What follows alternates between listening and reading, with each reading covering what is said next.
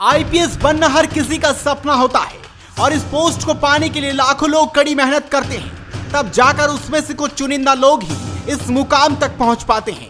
ऐसा हम आपको इसलिए बता रहे हैं क्योंकि आज हम आपको बताएंगे उन 4 आईपीएस की कहानी, जिनकी कहानी सुनकर आप हैरान रह जाएंगे, जिनका नाम सुनते ही बदमाश बिलों में दुबक जाते थे या फिर शहर छोड़कर भाग जाते थे। तो चलिए आपको बताते हैं वो 4 आईपीएस जिन्होंने बदमाशों के जहन में खौफ बिठा रखा था। Number 1, IPS Ankita Sharma. UPSC में 2 बार फेल हुई, नहीं मानी हार और बन गई आईपीएस। जिसके नाम से कांपते हैं नक्सली छत्तीसगढ़ के दुर्ग निवासी स्टेट बिजनेसमैन राकेश शर्मा व गृहिणी सविता शर्मा के घर 25 जून 1990 को जन्मी अंकिता शर्मा 2018 बैच की आईपीएस अधिकारी है। आईपीएस अंकिता शर्मा छत्तीसगढ़ के नक्सल प्रभावित बस्तर में असिस्टेंट सुपरिटेंडेंट पद पर है। बस्तर में नक्सल ऑपरेशन की कमान संभालने वाली वो पहली महिला आईपीएस अधिकारी है। अंकिता होम कैडर प्राप्त करने वाली छत्तीसगढ़ की पहली महिला आईपीएस अफसर थी। मई 2022 में वो खैरगढ़ की एसपी बनी और नक्सल प्रभावित बस्तर में उन्हें नक्सल ऑपरेशन का इंचार्ज बना दिया गया। इससे पहले वो रायपुर की राजधानी आजाद चौक के पड़ोस में मुख्य अधीक्षक के तौर पर कार्यरत थी। Number 2, IPS Manu Maharaj. ये आईपीएस AK-47 लेकर टीम को करते हैं लीड। फिल्म देख बदला था मूंछ का स्टाइल। 2005 बैच के आईपीएस अधिकारी मनु महाराज ने पटना के एसएसपी समेत कई अहम जिम्मेदारियों को संभाला। मनु महाराज की AK-47 के साथ कार्रवाई के लिए जाते हुए तस्वीर भी काफी वायरल हुई थी।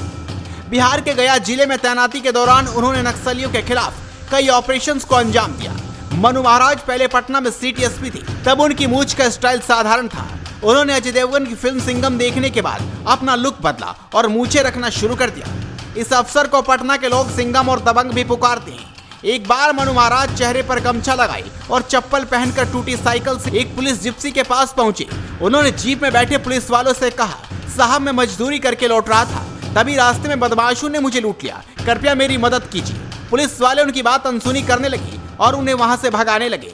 मनु महाराज के रिक्वेस्ट के बाद झल्लाए एक पुलिस वाले ने उन्हें थप्पड़ मारने की कोशिश की, तभी उन्होंने चेहरे से गमछा हटा दिया। इसके बाद उस पुलिस वाले के खिलाफ कार्रवाई का आदेश दे दिया। Number 3, IPS Navneet Sequeira. 1996 batch के आईपीएस अधिकारी और यूपी पुलिस के आईजी नवनीत सिकेरा अक्सर सुर्खियों में रहते हैं। यूपी में कानून व्यवस्था को मजबूत बनाने के लिए इनके किए गए कामों के बारे में आज भी लोग बातें करते हैं। नवनीत सिकेरा की गिनती देश के सख्त और दबंग आईपीएस पुलिस अधिकारियों में होती है। वेब सीरीज भोकाल इन्हीं की जीवनी पर आधारित है। ये यूपी पुलिस के एनकाउंटर स्पेशलिस्ट भी रहे हैं। यूपी पुलिस के सबसे dynamic police cop Navneet Sikera, जिनका ऐसा खौफ था कि वो जिस जिले में पोस्टेड होते थे वहां के अपराधी अपनी जगह बदल लेते थे। खासकर पश्चिमी यूपी में तो बच्चा बच्चा इन पुलिस वालों को अपना हीरो मानने लगा था। वो अपराधियों के लिए जितने सख्त थे, आम जनता के लिए उतने ही मददगार। पहले आईआईटी जैसे संस्थान को छोड़ा, फिर आईएसएस जैसे पद से कन्नी काटी और इन सबसे ऊपर चुने तो पुलिस की नौकरी को, क्योंकि मकसद था अपराधियों को खत्म कर आम लोगों की मदद करना। नवनीत सिकेरा से उत्तर प्रदेश के अपराधी थर थर कांपते थे। वो क्रिमिनल्स का खात्मा करने के लिए किसी भी हद तक जाने को तैयार थे। नवनीत सिकेरा फिलहाल लखनऊ में पुलिस हेडक्वार्टर में आईजी के पद पर तैनात हैं। वो इतने फेमस कॉप रहे हैं कि उन पर एक वेब सीरीज तैयार हो गई जो काफी हिट भी रही। भोकाल 2 नाम से कुछ महीनों पहले ये वेब सीरीज भी आई थी, जिसमें मोहित रैना ने नवनीत सिकेरा की भूमिका निभाई थी। नवनीत की तरह ही आम जनता ने इस सीरीज को भी काफी पसंद किया।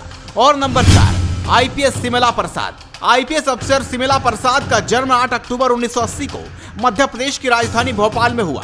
मध्य प्रदेश कैडर की आईपीएस अधिकारी हैं। सिमला नक्सली क्षेत्र में अपने बेखौफ अंदाज के लिए जानी जाती हैं।